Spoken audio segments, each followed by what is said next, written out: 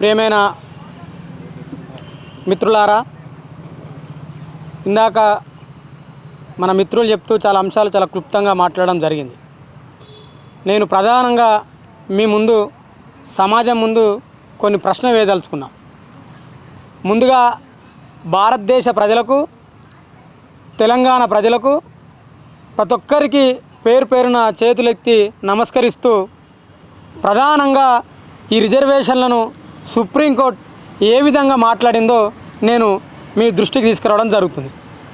ఈ మధ్య ఏ కోర్టు తీర్పు చూసినా కూడా ఆ కోర్టు తీర్పులు ప్రజలకు అనుకూలంగా వచ్చిన తీర్పుల్లాగా నాకైతే ఎక్కడ కూడా కనబడలేదు, వినబడలేదు. ఆ తీర్పులు ఎవరికి అనుకూలంగా వస్తాయి? కేంద్రంలో ఏ ప్రభుత్వం అయితే అధికారంలో ఉందో ఆ ప్రభుత్వానికి అనుకూలంగానే తీర్పులు వస్తాయి. నాకు తెలిసి ఈ దేశంలో ఉన్న న్యాయస్థానాలన్నీ కూడా నరేంద్ర మోడీ జేబు సంస్థలక్కనే పనిచేసినాయి తప్ప ఈ దేశంలో ఉన్న ప్రజల పక్షాన న్యాయస్థానాలు మాట్లాడిన దాఖలాలు మాత్రం లేవు. ఉంటే ఈ తీర్పు వీళ్ళకు అనుకూలంగా రావాలనా, వాళ్ళకు అనుకూలంగా రావాలనా? ఎప్పుడైనా సుప్రీంకోర్టు కొలిజియంలో దళితులు ఉన్నారా? లేరు. ఇవన్నీ అంశాలు పక్క పెడదాం. ఈ దేశాన్ని దాదాపు 200 సంవత్సరాలు బ్రిటిషర్స్ పరిపాలన చేసిరు, 500 సంవత్సరాలు ముస్లింలు పరిపాలన చేసిరు, కొన్ని వేల సంవత్సరాలు హిందూ రాజులు పరిపాలన చేసిరు. మరి ఇన్ని వందల సంవత్సరాలు మీ బ్రాహ్మణ జాడలతో మీరే పనిచేసిరు కదా. మరి పని చేస్తే ఎందుకు ఈ దేశంలో ఉన్న కుల సమస్యను మీరు పరిష్కరించలే? ఎందుకు ఈ దేశంలో వేల సంవత్సరాల ఊరవుతున్న ఆ చివరి గుడిసె గురించి మీరు ఎందుకు మాట్లాడలే? చెప్పండి. మీరు ఏమంటారు? హిందూ మతంలో ఉన్న దళితులు క్రిస్టియన్ మతంలో పోతే రిజర్వేషన్లు పోతాయంట. నేను ఒక్కటి అడగదలుచుకున్నా. అంటే మేము హిందూ మతంలో ఉంటాం, మేము ఉండనంటలేము, ఇదే మతం మేము ఉంటాం కదా. ఒక్కసారి మేము కింద ఉన్న వాళ్ళం పైకి వస్తాము, మీరు పైన ఉన్న కిందికి పోండి. మా వాళ్ళ లెక్క మూరలు ఎత్తిపోయండి పొద్దున లేచి, మా వాళ్ళ లెక్క రోడ్లు తుడవండి పొద్దున్న లేచి. అంటే మీరు కిందనే ఉండాలి, మేము పైనే ఉండాలి. అంటే మీరు మా భుజాల మీద ఎక్కి మళ్ళీ తొక్కుతూనే ఉండాలి, మీరు మేము మోస్తూనే ఉండాలా? నీ మతం సంస్కరించుకుంటే, నీ మతం మంచిదైతే మిగతా మతాలకు మేము ఎందుకు పోతాం? చెప్పండి. కేవలం దళితులు వేరే మతంలో పోతేనే రిజర్వేషన్లు పోతాయంట. ఈడబ్ల్యూఎస్ పెట్టినావు, 10% రిజర్వేషన్లు ఇచ్చినావు, ఆడ వాళ్ళు పోతే రిజర్వేషన్లు పోదు. బీసీలు వాళ్ళకు 27% రిజర్వేషన్లు ఉన్నాయి, వాళ్ళు పోతే రిజర్వేషన్లు పోవు. మరి ఎందుకు అంటారని వాళ్ళు పోతే రిజర్వేషన్లు పోతాయి? అంటే నీ మతంలో ఉండి నీ బ్రాహ్మణిజాన్ని ఫాలో అవుతూ మీరు సస్తే డప్పు కొట్టాలి, మీరు సస్తే బొంద పెట్టాలి, మీ మతాన్ని మేమే మొయ్యాలి, మీరు మాత్రం హాయిగా పైనుండి ఆనందపడాలి. ఇదా నీ మతం మాకు నేర్పాల్సింది. అందుకే మేమేమంటున్నామంటే, ఒకసారి మీరు డప్పులు కొట్టుర్రి, మేము పైన ఉంటాము, మీరు ఒకసారి బొందలు దవ్వురి, మేము పైన ఉంటాము, మీరు ఒకసారి రోడ్లు రోడ్ అంటున్నాం. చెప్పండి. మేము ఒకసారి పంతులం అవుతాం, గుళ్ళ పూజలు చేస్తాం, మేము నీకంటే అద్భుతంగా శ్లోకాలు చెప్తాం, మేము మీకంటే అద్భుతంగా మేము పాటలు పాడతాం. చెప్పండి. ఈ దేశాన్ని సంస్కరించడానికి వేల సంఘాలు పుట్టినాయి కదా. బ్రహ్మ సమాజం, ఆర్య సమాజం, ప్రార్థన సమాజం, అనేక మంత్రాలు వచ్చినాయి కదా. మరి ఏ సమాజము ఈ సమాజాన్ని ఎందుకు మార్చలే? ఈ అంటరాని సమాజాలు ఎందుకు మార్చలే? చెప్పండి. గొప్ప గొప్ప తత్వవేత్తలు పుట్టిరు కదా. మరి పుట్టిన తత్వవేత్తలు ఈ చివరగా ఉన్న వాడి గురించి ఎందుకు మాట్లాడలేదు? మీరు మాట్లాడితే మేము ఎందుకు ఈ మతం నుంచి వేరే మతం పోదుము? చెప్పండి. భూములు మీ దగ్గరనే ఉండే, ఫ్యాక్టరీలు మీ దగ్గరనే ఉండే, సంపద మీ దగ్గరనే ఉండే, సర్వం సుఖాలు మొత్తం మీ దగ్గర పెట్టుకొని ఏం లేదు, ఊరవతలు మేము ఉండి మీకు భజన చేసుకుంటా, మీకు సేవ చేసుకుంటా మేము బతకాలి. ఇదా మీ మతం మాకు నేర్పాల్సింది? మీరు ఒకవేళ ఈ మతాన్ని సంస్కరించుకోకుండా మీరు అందులో పోవద్దంటే ఎవడు ఆపడు. అది భారత రాజ్యాంగము 25వ ఆర్టికల్ చెప్తుంది. మీరు 1950 ఆర్డినెన్స్ తీసుకొచ్చారు కదా. మరి ఆర్డినెన్స్ మీద 2004లో రంగనాథన్ కమిటీ చెప్పింది కదా, ఆర్డినెన్స్ రద్దు చేయాలి, దళితులు ఏ మతంలో పోయినా కూడా వాళ్ళని దళితులు లెక్కన చూస్తారు, వాళ్ళకు ప్రత్యేకమైన రిజర్వేషన్లు పెట్టాలని చెప్పి రంగనాథన్ కమిషన్ చెప్పింది. ఆ కమిటీ రిపోర్ట్ ఇచ్చింది. మరి ఎందుకు అమలు చేయలే? 1950 నుండి నేటి వరకు ఆ ఆర్డినెన్స్ అంటే ఎన్ని రోజులు ఉండాలండి? 6 నెలలు ఉండాలి. 60 సంవత్సరాలు పెడతారు ఆర్డినెన్స్. అంటే మీ స్వార్థాన్ని మీరు పొడిగించుకోలేదా ఆర్డినెన్స్? అంటే మీ ఆర్డినెన్స్ మా హక్కులను కాలు రాస్తే మేము ఊకోవాలా? ఇదా మీరు మాకు చెప్పాల్సింది? నేను ఒకటే అడగదలుచుకున్నా, ఈ పార్టీలకు, ఈ ప్రభుత్వాలకు మా మనుషుల మీద, మా మీద మీకు ప్రేమ ఉందా? ప్రేమ లేదు. ప్రేమ ఉంటే మా ప్రజల గురించి మీరు ఎందుకు మాట్లాడతలేరు? కాంగ్రెస్ పార్టీ క్రిస్టియన్ గురించి మాట్లాడితే కాంగ్రెస్ పార్టీ 60 సంవత్సరాల నుంచి ఆర్డినెన్స్ ఎందుకు రద్దు చేయలే? చెప్పండి. ఇక నిన్నదాకా మొన్న బీజేపీ పార్టీ వాళ్ళు మాట్లాడుతారు. వాళ్ళు 2022లో బాలకృష్ణ కమిషన్ వేసారు. ఆ కమిషన్ రిపోర్ట్ ఏం చెప్పింది? క్రిస్టియన్లకు దళితులు వచ్చినా కూడా వాళ్ళు దళితుల మీద దాడులే జరుగుతుందని చెప్పింది. మరి దాన్ని ఎందుకు అమలు చేస్తలేరు? మీరు దాన్ని ఎందుకు పరిగణలోకి తీసుకుంటలేరు? ఏం లేదు, బీజేపీ మన ధర్మశాస్త్రాన్ని బ్రహ్మాండంగా అమలు చేయడానికి బయలుదేరింది కాబట్టి మొన్న ఎస్సీ రిజర్వేషన్ వర్గీకరణ చేస్తున్నట్టు చూపెట్టిరు, కిందికని కాటు పెట్టిరు. ఇదా? నేను అందుకే ప్రజలను అడగదలుచుకున్నా, ప్రభుత్వాలను అడగదలుచుకున్నా, మీరు ఒకవేళ చంపేసి మనం చంపేయండి. ఈ దేశంలో శాస్త్రంగా ఒకరోజు హిట్లర్ కదా యూదులను చంపినట్టు మీరు అందరు దళితులను చంపేయండి. హాయిగా మీరే దేశాన్ని పరిపాలన చేసుకోండి. మేము ఈ దేశంలో ఉంటాం. మేము మతం మారితే మతంలో చంపేస్తారు. చెప్పండి, 100 సంవత్సరాలు అవుతుంది ఈ దేశానికి ఆర్ఎస్ఎస్ వచ్చి. మొన్న బ్రహ్మాండంగా మీరు సెలబ్రేషన్ చేసుకురు కదా, ఉత్సవాలు జరుపుకురు కదా. ఏనాడన్నా ఆర్ఎస్ఎస్ ప్రముఖులు ఒక ప్రెస్ మీట్ పెట్టి ఒరే హిందూ మతంలో దళితులు కూడా ఒక భాగమే, దళితుల మీద మన దాడులు చేయొద్దు అని ఎందుకు మాట్లాడలే? ఇప్పుడు మాట్లాడిందా? మీకు అనుబంధంగా పనిచేసే ఏ ఒక్క సంఘం మాట్లాడిందా? ఆర్ఎస్ఎస్ వాళ్ళు క్రిస్టియన్ల మీద దాడి చేస్తారని చెప్తారు. ఏ క్రిస్టియన్ మీద దాడి చేసిరు? దళిత క్రిస్టియన్ల మీద దాడి చేస్తారు. మరి అగ్రవర్ణ చంద్ర క్రిస్టియన్ల మీద వాళ్ళ చర్చల మీద దాడి చేయరు. అంటే మేము ఏ మతం ఉన్నా, నేను దయచేసి చెప్తున్నాను, నేను మతాల గురించి మాట్లాడుతున్నాను, ఈ దేశంలో ఉన్న మనుషుల గురించి మాట్లాడుతున్నాను, మా వర్గాల ప్రజల గురించి మాట్లాడుతున్నాం. మేము ఏ మతంలో పోయినా మా మీద దాడే, మమ్మల్ని చంపడమే మీ యొక్క ప్రధాన లక్ష్యం తప్ప మా వర్గాల గురించి మాట్లాడే దాఖలా లేవు. మీ కోర్టు ఏకపక్షంగా ఎట్లా చెప్తుంది చెప్పండి? ఇగో ఇదే భారతదేశంలో దళితుల పరిస్థితి. ఏ మతంలో వేళ మనం చంపడే పెట్టిరు తప్ప మా సమాజం గురించి, మా ప్రజల గురించి మీరు మాట్లాడలే. అందుకే ఏ పార్టీ అయినా అగ్రవర్ణ పార్టీ. ఈ దేశంలో మన పార్టీలు లేవు. అందుకే మా వాళ్ళు గొర్రెలు లెక్క పిలిస్తే గొర్రెలు లెక్క పోతాయి. రాగానే గొర్రెలు, హిందూ మతంలో గొర్రెలే, క్రిస్టియన్ మతంలో గొర్రెలే. మేము 7 గొర్రెలే. గొర్రెగా కషాయం నమ్మినట్టు మేము క్రిస్టియన్ మతంలో ఉంటే పాస్టర్లను నమ్మాలి, హిందూ మతంలో ఉంటే పూజారులను నమ్మాలి. చెప్పండి. అందుకే మా వర్గ ప్రజలు మనం అంబేద్కర్ నమ్మాలని చెప్తున్నాం, డాక్టర్ బాబాసాహెబ్ అంబేద్కర్ సిద్ధాంతాలు చదవాలని చెప్తున్నాం. ఏ మతాన్ని నమ్మితే ఏముంది? ఏ మతమైనా మనం మీద ఎక్కి తొక్కితే పాతాళం ఓడు తప్ప మన సమస్యలను పరిష్కరించడంలో ప్రభుత్వాలు ఈ మతాలు లేవు. ఈ పెద్ద పెద్ద తత్వవేత్తలు పుట్టిన ఈ దేశం అని మాట్లాడి మీరు కనీసం మా గురించి ఎందుకు మాట్లాడలే? ఇక్కడ నుంచి ఎక్కడెక్కడో పోయిరంట, ఇంగ్లాండ్ అన్ని దేశాలు పోయిరట. మరి మా గుడిసెలకి ఎందుకు రాలే? ఇప్పటికి కూడా సిగ్గు లేకుండా ఏదైనా పార్టీ అధ్యక్షుడు ఒక ఊరికి వచ్చి మా ఇండియాలకు వస్తే ఏం రాస్తారని పత్రిక సిగ్గులేని వాళ్ళు, దళితుల ఇంట్లో భోజనం. మేము మనుషులం కాదా? దళితుల ఇంట్లో బస్ చేసిన రాష్ట్ర అధ్యక్షులు. మేము మనుషులం కాదా? 78 సంవత్సరాల దేశ చరిత్రలు కూడా దళితుల ఇంట్లో భోజనం చేసిన రాష్ట్ర అధ్యక్షులు. ఏమండి వాళ్ళ అగ్రవర్ణాలు పుడితే వాళ్ళకి నెత్తిలో మన కత్తులు పుట్టినాయా, లేకపోతే కొమ్ములు పుట్టినాయా, లేకపోతే వాళ్ళు మాకంటే జ్ఞానం గుర్రా?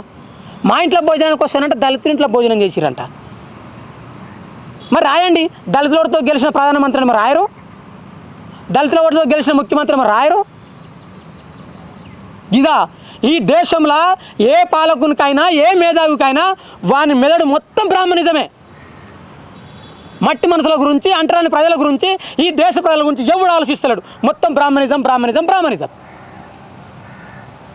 క్రిస్టియన్ మతంలో పోతే బ్రాహ్మణిజం పోవాలని చెప్తున్నారు. ఈ మధ్య ఎవరో మాట్లాడిన నిన్న వాళ్ళకి చెప్పదలుచుకున్న ఒకటే విషయం, అయ్యా ఏ మతంలోకైనా ముందు అందరికంటే ముందు సొర్రింది ఎవడండి?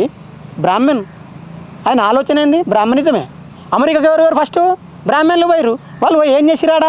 వాళ్ళ కులాలు ఎట్లుండాలో మళ్ళీ గట్లే పెట్టారు. ఏం చేయాలని అర్థం కాక అమెరికానికి చట్టం చేసుకుండు, ఇక్కడ కులం లేదా అని. భారతదేశంలో పుట్టిన కులాలు అమెరికాకు పోతున్నాయి, ప్రపంచ దేశాలకు పోతున్నాయి. ఎవరు తోలుకపోతారు? బ్రాహ్మణులు కాదా? మీరు తోలుకపోతున్నారు బ్రాహ్మణిజం పట్టుకొని బ్రాహ్మణులు? ఈ దేశంలో ఏ రాజకీయ పార్టీ అయినా, అది కాంగ్రెస్ అయినా బీజేపీ అయినా, ఏ పార్టీ అయినా అది బ్రాహ్మణిజంతోనే పనిచేస్తుంది. వాళ్ళ మెదడులో బ్రాహ్మణిజం ఏముంది?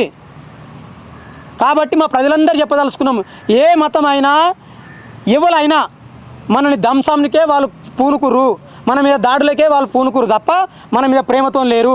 మేము క్రిస్టియన్ మతంలో చేరంగానే మా ఊర్లో ఉన్న మా మాదిగా ఆయనకు రెడ్డి బిడ్డని వేయలే, రెడ్డి కృష్ణ బిడ్డని వేయలే, మళ్ళీ మాదిగోని కృష్ణ బిడ్డనే వేసుకుండు, మాలోని కృష్ణ బిడ్డనే వేసుకుండు. మరొక రెడ్డి బిడ్డ ఎందుకు ఇయ్యరు? అది మతమే. ఈ విషయం సుప్రీంకోర్టు తెలియదా? చెప్పండి. మీరు జడ్జీలు, మీకు అన్ని విషయాలు పరిగణలోకి తీసుకోలే కదా? ఎంత ఘోరము! ఒక దళితులు పోతేనంట మత రిజర్వేషన్ రద్దు అవుతాయంట. అంటే అగ్రవర్ణంలో ఉన్న పేదలు, రెడ్లు, బ్రాహ్మణులు వాళ్ళు పోతే రిజర్వేషన్ పోవంట. ఇది ఎంత జోకు! మరి మీరు ఏమనుకుంటారు? అందుకే డాక్టర్ బాబాసాహెబ్ అంబేద్కర్ చెప్పిండు, అరే మా దళితులకు అందరూ ఒక దేశం ఇరు అని చెప్పిండు. మరి ఇప్పటికైనా మాకు దేశం ఇరి, మా దేశంలో మేము బతాం. 1000 సంవత్సరాల హింస, ఇంత టెక్నాలజీ యుగంలో కూడా ఇది ఎంత ఘోరం! మా వారు ఎవరన్నా అప్పర్ కమ్యూనిటీ అమ్మాయిని ప్రేమిస్తే చంపేస్తారంట. ప్రపంచ దేశాలలో ప్రేమించుకున్న వాళ్ళు చచ్చిపోతారా? నోరు లేని జీవాలు కూడా తమ ఇష్టపూర్వకంగా కలిసి ఇంకో జీవిని చంపుకోదు. ఇది ఎక్కడి మతం అండి? ప్రేమిస్తే మనుషులను చంపేస్తారు. ఇది మతమేనా? ఇట్లా మాట్లాడితే శ్రీకాంత్ మతాన్ని వ్యతిరేకంగా మాట్లాడి మేమే మతంలో పుట్టాం, ఈ మతంలో కాదా? మతాన్ని మీరు సంస్కరించుకోకుండా మీరు ఇట్లే ఉండండి, మేము అట్లే దొక్కుతామంటే ఎవడు పడడు. మా తాతలు పడ్డరు కావచ్చు, మా తండ్రులు పడ్డరు కావచ్చు, వాళ్ళ పూర్వీకులు పడ్డరు కావచ్చు. మేము ఇప్పుడు అంబేద్కర్ వారసులం, మేము పడం,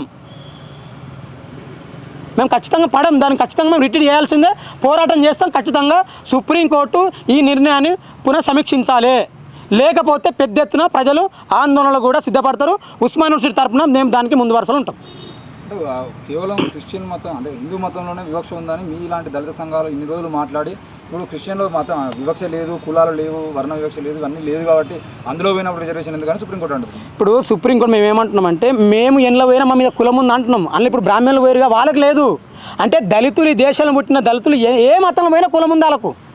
మేము లేదనుకొని పోయినాక తెలిసింది అది మాది కాదు, అందులో కూడా కులం ఉంది రాని. ఇప్పుడు మొన్న ఆంధ్రలో ఎంత ఘోరం అది. ఒక క్రిస్టియను చచ్చిపోతే అగ్రవర్ణం మనం ఇంటి ముందుకని వద్దని చెప్పి ఊరవతలకి తీసుకుపోయారు పొలాలకి. ఆ వీడియో చూడరే, ఎంత బాధ అండి. శవానికి కూడా కులం ఉందా? ఇదా చచ్చిపోయిన శవానికి కులం ఎక్కడిది? ఎవరు చచ్చిన నేలతనంలో కలుపుకుంటుంది. నేలకే లేని కులము నేల మీద పుట్టిన వాళ్ళు మనకెందుకు చెప్పండి? ఇగో ఇది ఈ దేశంలో ఉన్న పరిస్థితి. ఇప్పుడు కమిషన్ రిపోర్ట్లు రంగనాథ్ మిశ్రా కమిషన్ కానీ బాలకృష్ణ కమిషన్ కానీ ఇచ్చినాయి కదా. అవును. మరి ఎందుకు ప్రభుత్వాలు ముందడుగు వేయలేకపోతున్నాయి? అదే మేము ఏమంటున్నామంటే ఇప్పుడు వాళ్ళ యొక్క బీజేపీ పార్టీ ఆర్ఎస్ యొక్క ప్రధాన లక్ష్యం ఏంది? ఈ దేశంలో మన ధర్మశాస్త్రం అమలు చేయాలి, రాజ్యాంగాన్ని ఎత్తివేయాలి. వాళ్ళు ఎందుకు అమలు చేస్తారు? ఏదైనా ఇష్యూ జరగంగానే ప్రభుత్వం ఏమని చెప్తా అంటే ఆగుండవే మీ మీద కమిషన్ ఎత్తున్నాం, ఈ కమిషన్ మొత్తం తిరిగి దేశవ్యాప్తంగా రిపోర్ట్ రాసుకొస్తుంది, తర్వాత ప్లాన్ చేద్దామే అని చెప్తారు. దేశవ్యాప్తంగా రిపోర్ట్ రాసుకొచ్చిన కమిషన్ తాళేం చెప్తారు, కమిషన్ తీసి చెత్తబుట్టలు ఇస్తారు. మరి కమిషన్ అమలు చేయాలి కదా. కమిషన్ ఏమని చెప్పింది? 2004 నుంచి 2007 వరకు రిపోర్ట్ చేసిన కమిషను, దేశవ్యాప్తం తిరిగిన కమిషన్ ఏమని చెప్పింది? దళితులు ఎండ్లకు పోయినా మతం మారతలేదు, కులం మారతలేదు, కాబట్టి ఆ రిజర్వేషన్లు వాళ్ళకు ఉండాలి, అవసరం అనుకుంటే ఇంకా ప్రత్యేకమైన రిజర్వేషన్లు ఇవ్వాలని చెప్పింది. ఏం చెప్పలే. ఇప్పుడు కాంగ్రెస్ ప్రభుత్వం వేసిన కమిషన్ చెప్పింది, చదవండి మీరు కొట్టండి. మరి ఎందుకు పోతలేదు? పోవాలి కదా, పోదు. అంటే బీజేపీ అంటే వ్యతిరేకం అని మీ భాషలో చెప్తా ఉన్నారు కదా. అంటే దళితులకు ఇప్పుడు కాంగ్రెస్కు దాదాపు దళిత ఓటు బ్యాంక్ ఎక్కువ ఉంటుంది. మరి కాంగ్రెస్ వేయాల్సి ఉంటుంది. నేను అందుకే అంటున్నా, కాంగ్రెసు 1950 నుంచి ఆర్డినెన్స్ అంటే ఎన్ని నెలలు అన్న? 6 నెలలు. 1950 తీసుకొచ్చిన ఆర్డినెన్స్ 2026 వరకు ఉంటుంది అన్న. మన 2014 వరకు ఉంది కాంగ్రెస్. మరి కాంగ్రెస్ మా మీద ప్రేమ ఉంటే మరి మాకేం చేసింది కాంగ్రెస్? భయంలే కదా మా దాడులు జరిగినాయి. కాంగ్రెస్ హయాంలో ఒక్కింత దాడులు జరిగితే బీజేపీ వచ్చినా 2 ఇంతలు జరిగింది. ఒకవేళ బీజేపీకి కూడా దళితుల మీద ప్రేమ ఉంటే, మా మీద బీజేపీ పార్టీకి బీజేపీ ప్రభుత్వానికి ప్రేమ ఉంటే మరి రంగనాథ్ కమిషన్ అమలు చేయమని చెప్పండి. లేకపోతే బీజేపీ నరేంద్ర మోడీ, అమిత్ షా, మన ఆర్ఎస్ఎస్ చీఫ్ మోహన్ భగవతులు అందరూ కూర్చొని ఓ ప్రెస్ మీట్ పెట్టి చల్ దళితులంతా మనోళ్ళవే, మనం అంతా ఒకటే, ఇప్పటి నుండి కులం లేదు దేశంలో, మనం అంతా హిందువులం అని చెప్పి ఒక ఆర్డినెన్స్ జారీ చేయమనన్నా. మేము వేరే మతాలకు ఎందుకు పోతాం? మాకు ఒకవేళ దళితులు వేరే అమ్మాయిని ప్రేమిస్తే కూడా దాడులు చేద్దా తప్పు, వాడు మానవుడు అని చెప్పి మాట్లాడు మనం చెప్పండి అన్న. మన సూర్యాపేటలో మాలబంటి అని చంపేసారు. ఆయన ఎవరు చంపిరా? హిందువులు చంపిరా, ముస్లిం చంపిరా, మార్వాడు ఎవరు చంపిరన్నా? హిందువులు చంపిరు. ఏ ధర్మం ప్రకారం అన్న? హిందూ ధర్మం ప్రకారం కాదు. చెప్పండి అన్న. అంటే ప్రపంచంలో ఏ మతం అయినా ఒక మనిషిని మంచిగా చూడదా? చెప్పండి. భగత్ సింగ్ చెప్పిండు అన్న, కుక్క పిల్లని సంకలు ఎత్తుకున్నావు కానీ మనిషిని ఎందుకే సంకలు ఎత్తుకుంటలేవని, మనిషిని ఎందుకు ప్రేమిస్తామని భగత్ సింగ్ చెప్పిండు. చాలామంది పెద్దవాళ్ళు చెప్పారు. ఇప్పుడు ఈ 1950లో వచ్చినటువంటి ఆర్డర్ ఉంది కదా, అసలు ఎందుకోసం? కేవలం దళితుల కోసమే వచ్చిందా? ఏమైనా కుట్ర ఉన్నదా దాని వెనుక? 1000% నాకున్న అవగాహన మేరకు నేను చదువుకున్న కాడికి దాంట్లో కుట్ర ఉంది. డాక్టర్ బాబాసాహెబ్ అంబేద్కర్ ఏమని చెప్పిండంటే నేను హిందూగా పుట్టినా కానీ హిందూగా చావనని చెప్పి ఆయన ఒకవేళ హిందూ మతానికి కాదు వేరే మతంలో పోతే దళితులందరూ ఆయనతో పోగలని చెప్పి భయపడ్డా అప్పుడున్న కాంగ్రెస్ పార్టీ లేదు ఆయన ఈ ఎట్టి పరిస్థితుల్లో కూడా దీన్ని మనం ఆపాలని చెప్పి ఆడిని తెచ్చిరాదు. అదే అంతే. అంబేద్కర్ భయపడే. కాంగ్రెస్ పార్టీ ఉంటుంది అన్న. కాంగ్రెస్ బీజేపీ కాంగ్రెస్ జరుగుడ్ అయితే బీజేపీ త్రాస్పామే, 2 కలుతాయి. ఈ మధ్య మా ఆయన ఆయన బాగా తిరిగిండు బీజేపీ అని. ఆయనకు తెలుసు నాకు తెలియదు కానీ మెడలో నాంబాం వేసుకుని పూజ చేస్తే నడుతుంది. అది కడుతుంది, వీడు తప్పుతాడు. చెప్పదు అంబేద్కర్ ఎందుకు మాట్లాడుకోవాలి కాదనం. కానీ బ్రాహ్మణిజము గొప్పదా? బ్రాహ్మణుల మీద బ్రాహ్మణిజం ఎక్కించుకొని బ్రాహ్మణిజాన్ని దేశాల్లో అమలు చేస్తామంటే ఎట్లా? ఈ దేశానికి వచ్చిన ప్రతి రాజకీయ పార్టీ యొక్క అధ్యక్షులు మొత్తం బ్రాహ్మణులే. అప్పటి నుంచి ఇప్పటి వరకు ఈ దేశంలో పార్టీలు పెట్టిన వాళ్ళంతా బ్రాహ్మణులే. మా కోసం పనిచేసిరా చెప్పండి. ఇప్పుడు క్రిస్టియన్ మతంలోకి పోతే కులం ఆ జాడ్యం ఇంకా పోలేదు అంటున్నారు కదా, పరిష్కారం ఏంది మరి, ఏం చేయాలి?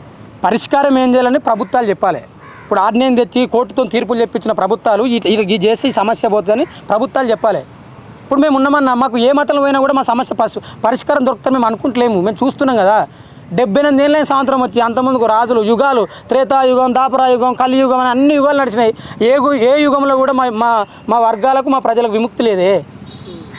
రాముడి నుంచి నరేంద్ర మోడీ వరకు చెప్పండి, ఏ ప్రభుత్వం అన్నా, ఏ పార్టీ అన్నా, ఏ దేవుడు అన్నా మా బతుకులు మార్చిండా?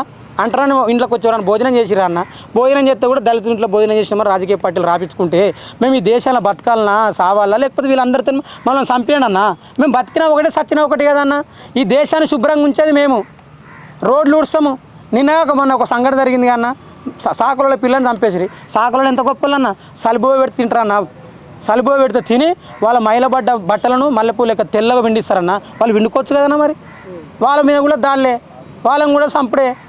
ఇప్పుడు మార్చి 24కు తీర్పు వచ్చింది కదా, అవును, చాలా మంది హక్కులను వాళ్ళ బాధలు చెప్పుకోవడానికి రోడ్ల మీదకి వస్తారు, ధర్నాలు చేస్తారు. ఎందుకు దళిత క్రిస్టియన్లు అస్సలు రారు? ఇప్పుడు మా వాళ్ళు ఏంటంటే నాకు తెలిసి ఇప్పటివరకు కూడా క్రిస్టియన్ల ధర వేసినట్టయితే నేను చూడలే. అదే అంటున్నాయి వాళ్ళు కారణం ఏంటంటే వాళ్ళకి చైతన్యం లేదు. మరి వాళ్ళది ఏందన్నా వాళ్ళు అర్థం చేసుకోవాలి. ఇక ఇప్పుడు కూడా బయట రాలేదనుకో వాళ్ళు కోసినా కూడా ఎవడు మాట్లాడు. ఇప్పుడు మేము ఎందుకు మాట్లాడుతున్నామంటే మనం ఇంట్లో పోయినా కూడా మనమే వివక్ష ఉందనే మాట్లాడుతున్నాం. ఇప్పుడు మేము మాట్లాడితే కూడా మీరు రాకపోతే ఇంకోటి వచ్చి మిమ్మల్ని దాడి చేసి ఇంకెవడు మాట్లాడతాడు. కాబట్టి మేము త్వరలో దీని మీద ఒక రౌండ్ టేబుల్ ఏర్పడేద్దామని అనుకుంటున్నాం పెద్ద ఎత్తున. అప్పుడు రాష్ట్రంలో ఉన్న క్రిస్టియన్లు మొత్తం రండి, మేము మాట్లాడుతున్నాము, మీరు మా మద్దతు ఇస్తే ఇంకో బలం చేకూరుతుంది. మేమందరం మీ బిడ్డలము, మీరు ఏ మతంలో మీరు దాడి చేస్తారనే విషయం మాకు తెలుసు. కాబట్టి మేము అందరం రౌండ్ టేబుల్ పెడితే మీరు పెద్ద ఎత్తున పాల్గొనండి, మనం బలం మీద చూపిస్తే అప్పుడు ఈ ప్రభుత్వాలు ఏమైనా ఆలోచిస్తే తప్ప మీరు ఎక్కడ వేసిన గొంగడు అక్కడ ఉంటే మాత్రం ఖచ్చితంగా తీవ్రమైన పరిస్థితులు ఎదుర్కోవాల్సి ఉంటుంది. చివరిగా మండకృష్ణ మాది ప్రెస్ మీట్ పెట్టాడు కదా, అవును, ఈ మిషనరీస్ నడుపుతున్న వాళ్ళ అగ్రకుల వ్యక్తులు ఉన్నారు కదా, అవును, వీళ్ళు దళితులు పోతారు కదా వాళ్ళ మిషన్లకు, అవును, పోరాటం చేయొద్దు, ప్రేమ చూపాలి, కొట్లాటలకు పోవద్దు అని ఆ జాడ్యాన్ని నింపుతున్నారు. అందుకే వీళ్ళు రోడ్ల మీదకి రారు, పోరాటాలకు సిద్ధం కారు అని ఆయన చెప్తా ఉన్నాడు. వాళ్ళు నిజమేనా అది? నాకు తెలిసి అయితే అది వాస్తవమే. నేను అందుకే ఏమంటున్నాంటే మా క్రిస్టియన్లు బైబిల్ని ఒక భుజాన మోసిరు కదా, ఒక భుజాన భారత రాజ్యాంగం మొయ్యిరు. భారత రాజ్యాంగం మోస్తే తిరుగుబాటు ఎట్లా చేయాలని తెలుస్తుంది. బైబిల్ మొత్తురు కదా, ఒకసారి భారత రాజ్యాంగం మోసి చూడండి. వాళ్ళు చెప్పేది విన్నారు కదా, మరి నీ తాత భారత రాజ్యాంగం రాసి నీకు హక్కులు ఇచ్చిన డాక్టర్ బాబాసాహెబ్ అంబేద్కర్ ఏం చెప్పిన ఒకసారి నువ్వు చదవాలి కదా. చదివితే నీకు తిరుగుబాటు తెలుస్తుంది అన్న. పాస్టర్ వచ్చే పరలోకి ఉన్న ప్రభు అని నేను కళ్ళు మూపించే వాడు నేను వాడెత్తుకుని పా. ఇక నీకు ఎట్లా చెప్పు? దశభావం అదే నువ్వు ఉన్న భావం గుంజుకునే. ఇది క్రిస్టియన్ల మీద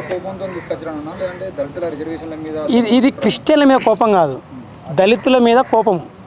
దళితులు ఏడురన్న చివరి గురు ఈ మనధర్మశాస్త్రం చివరి ఉన్న కాడ స్టార్ట్ చేసిర్రు, వీళ్ళని కొనసాగిస్తురు. ఇప్పుడు మొన్నటిదాకా ఆదివాసులు అయిపోయారు, మార్చి 31 ఆదివాసులు కథం. ఇప్పుడు మార్చి 31 ఆదివాసులు కథం, మార్చి 24 మళ్ళీ భాగవతం ముందర వేసుకురు. ఇక దీని మీద మళ్ళీ పోరాటం. అంటే బీజేపీ ఆర్ఎస్ఎస్ స్పష్టంగా ఈ దేశంలో మనుధర్మాన్ని అమలు చేయడానికి పూనుకుంది. అందులో భాగంగానే ఆదివాసులు అయిపోయారు, దళితుల మీద పడ్డారు. నెక్స్ట్ బీసీలు.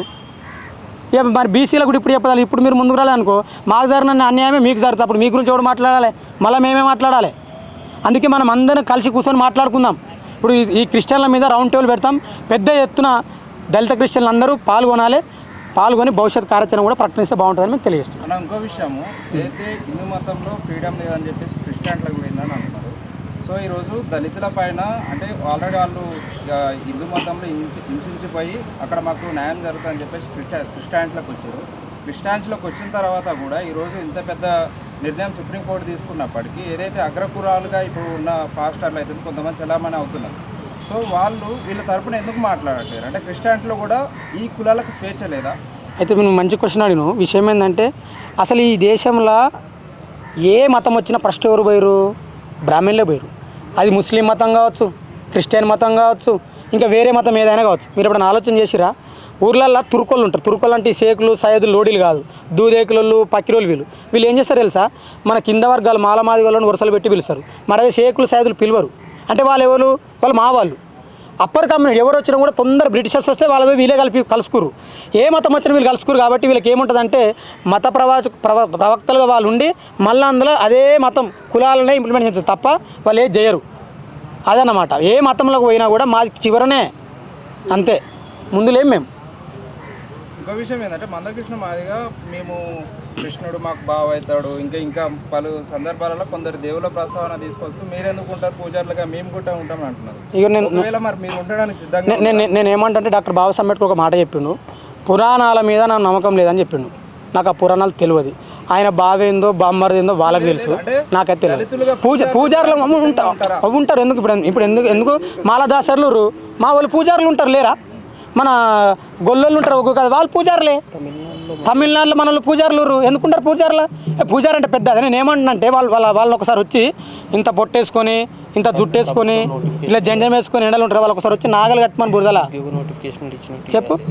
దేశవ్యాప్తంగా ఉద్యోగ నోటిఫికేషన్ ఇచ్చినట్టు తమిళనాడు ఇచ్చారు కదా ఉద్యోగ నోటిఫికేషన్ ఇచ్చి, వీడి మన దేశవ్యాప్తంగా అంటే ఒక సంపద అనేది ఒకటే వర్గం ఎన్ని సంవత్సరాలు తింటుంది చెప్పు? వాళ్ళ పుట్టుకతోనే వాళ్ళనమాట ఆగర్భ సీమందులాట మేము అంటారు అన్నమాట. ఇది ఎక్కడ అన్యాయం? ఎవడైనా వాళ్ళ తల్లికి అక్కడ నుండే కదా పుట్టాల్సింది, మరి తప్పు కదా ఇదంతా. ఇది మేము చెప్పదలుచుకున్నాం. పార్లమెంట్లో అమిత్ షా చివరి రోజు ప్రసంగంలో మాట్లాడుకుంటూ రాహుల్ గాంధీ గద్దర్ అనే వ్యక్తిని కలవడానికి సంబంధించిన విషయంలో ఆయన చాలా పెద్ద కామెంట్ చేసిండు. దాన్ని ఏ విధంగా అర్థం చేయాలంటే గద్దరు ఆనాడు కొంతమందిని చంపిండు అనే మాటలు మాట్లాడకుండా గద్దరు కూడా పూర్తి స్థాయిలో దేశద్రోహైనట్టుగా మాట్లాడినటువంటి వ్యాఖ్యలు ఏ విధంగా అర్థం చేస్తారు? ఇప్పుడు అమిత్ షాకు ఆ విషయాల పట్ల అవగాహన ఉందో లేదో అయితే నాకు స్పష్టంగా కనబడ్డది. అమిత్ షాకు పూర్తి స్థాయిలో అవగాహన లేదు. నా దృష్టిలో అమిత్ షా అంటే అసలు గద్దర్ గురించి మాట్లాడడం అంటే గద్దరు గోటికున్న జ్ఞానం కూడా అమిత్ షాకు లేదని నేను అనుకుంటున్నాను. గద్దర్ను రాహుల్ గాంధీ కలవడం ఏందండి? గద్దర్ను ఈ దేశంలో ఉన్న మేధావులు అందరు కలిసిరు. అంతెందుకు, ఈ రాష్ట్రంలో ఉన్న బీజేపీ ప్రధాన కార్యాలయం ఉందిగా, పార్టీ కార్యాలయం, ఆ పార్టీ కార్యాలయం కూడా మన గద్దరన్న పోయిండు. అలా కిషన్ రెడ్డి గద్దరన్న చనిపోతే వచ్చిండు. అసలు నాకు తెలిసి అమిత్ షా కేంద్ర హోంమంత్రేనా? హోంమంత్రేనా? ఒకవేళ కేంద్ర హోంమంత్రి అయితే సాక్షాత్ దేశ ప్రధానమంత్రి నరేంద్ర మోడీ గద్దర్ చనిపోతే లెటర్ పెట్టిండు. గద్దర్ పెద్ద లెజెండరీ పాటల తెలంగాణ పోరాటంలోని అంటే అసలు అంటే దేశ ప్రధానమంత్రి నరేంద్ర మోడీ అనే విషయం కూడా అమిత్ షాకి తెలియదా? అంటే నరేంద్ర మోడీని అమిత్ షా అవమానిస్తుండా? చెప్పండి. అంటే నరేంద్ర మోడీని అమిత్ షా గౌరవిస్తలేడా? గద్దర్ను రాహుల్ గాంధీ మాట్లాడమేంది? గద్దర్ లేకపోతే తెలంగాణ లేదు, గద్దర్ పాట లేకపోతే తెలంగాణ రాష్ట్రం లేదు. ఇలా ఎవడైనా సరే, ఇంకా నయం అమిత్ షా గొప్పోడు, గద్దర్ చచ్చిపోయాడు కాబట్టి ఇటు బతుకుడు. గద్దర్ బతుకున్న ఒక పాటలు ఒక పల్లె పడితే చచ్చిపోయేటోడు. ఆయన పాటకున్న పవర్ అసలు ఉంటుంది కదా. మీరా గద్దర్ గురించి మాట్లాడాల్సింది? నువ్వు పార్లమెంట్లో మాట్లాడితే ఏం మాట్లాడుతావు? మనిషి లెక్క మాట్లాడుతున్నావా? మనుషులు చచ్చిపోతే ఆనందపడుతున్నావు. నువ్వు మనిషివా మృగానివా? ఇదెక్కడి రాజనీతి? ఇదెక్కడి పార్లమెంట్ సిస్టము? ఈ దేశంలో పుట్టిన వాళ్ళు చచ్చిపోతే ఆనందపడుతున్నావు. గద్దర్ తెలంగాణ కోసం బుల్లెట్లు దింపుకుండు. తెలంగాణ మట్టిలో తెలంగాణ శ్వాసలో గద్దర్ ఉంటాడు. గద్దర్ గానం గురించి నీకేమెరకవే? నీకు కోసుడు రక్తం చూసుడు తప్ప నువ్వా మాట్లాడేది? మీరు అద్భుతంగా మాట్లాడి ఇంకా గద్దర్ గురించి. రాబోయే ఎలక్షన్లు ఉన్నాయి కదా, మీకు తెలుస్తుంది గద్దర్ పవర్ ఏందో. చూడండి, ఇంకా ఈ నెలలో మీ కాషాయం ఎగురుతుందో ఎవరెగుతుందో చూసుకోండి.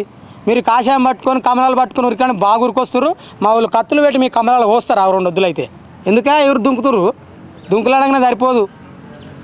చాలా విషయాలు ఉంటాయి, చాలా తెలుసుకోవాలి. మీరు గద్దర్ మాట్లాడే స్థాయి మీకు కాదు. రాహుల్ గాంధీ కాదు, రాహుల్ గాంధీ కాదు, గొప్పడు గద్దర్. అసలు గద్దర్ అంటే తెలంగాణ, గద్దర్ అంటే దేశం. ఆయన పాట పాడితే 18 భాషలు ఆడింది ఆ దేశంలో. పీడిత ప్రజల గొంతుగా గద్దరు. ఇక మీరు మొత్తం మీ ఆర్ఎస్ఎస్ భజన వేసుకుంటే మీ లెక్కుంటే కష్టం అది. ఆయన సుప్రీంకోర్టు ప్రధాన న్యాయమూర్తిగా అవమానించిండు. న్యాయ వ్యవస్థ మీద గౌరవం లేనోడు. అసలు నాకు తెలిసి అసలు గుజరాత్ అనేది తెలంగాణ భాగం ఉంటే అసలు అసంటోని పుట్టించడం లేదు. నెలలో ఇప్పుడు చట్టబద్ధ పాలన చేయకుండా దాదాపు 12 రాష్ట్రాల్లో రెడ్ కారిడార్గా మార్చిండ్రు అనేది ఆయన ఆ వాదన. దానికి నాయకత్వం ఏంటంటే ఈ అర్బన్ నక్సలైట్ల వల్లనే వాళ్ళంతా తయారైంది. వీళ్ళని కలవడం ఏంది? అసలు ఈ నక్సలైట్లను పెంచిపోషించిందే కాంగ్రెస్ అని చెప్తా ఉన్నాను. ఇప్పుడు అన్న కాంగ్రెస్ నక్సలైట్లను పెంచిపోషిస్తే ఆపరేషన్ పహార్ ఎవడు పెట్టిండు? బీజేపీ వాళ్ళు పెట్టిరా? కాంగ్రెస్ పార్టీ పెట్టింది కదా. గ్రీన్ హంట్ ఎవరు పెట్టిరు? కాంగ్రెస్ పెట్టలేదా? అరే మీరు పాలకులా జోకర్లా భయ? నాకు అర్థం కాదు. ఆపరేషన్ పహార్ పెట్టి వేలాది మంది ఆదివాసీలను అమాయకమైన నక్సలైట్లను చంపింది కాంగ్రెస్ కాదా?